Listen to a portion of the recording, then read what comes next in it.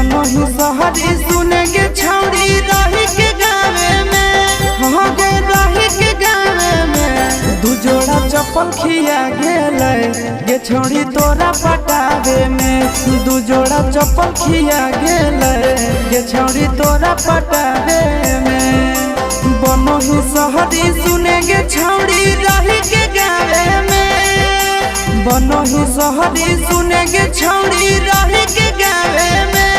हाँ गे रही के गावे में तो दू जोड़ा चप्पल खिया गेले गे छौड़ी तोरा पटावे में दू जोड़ा चप्पल खिया गेले गे छौड़ी तोरा पटावे में।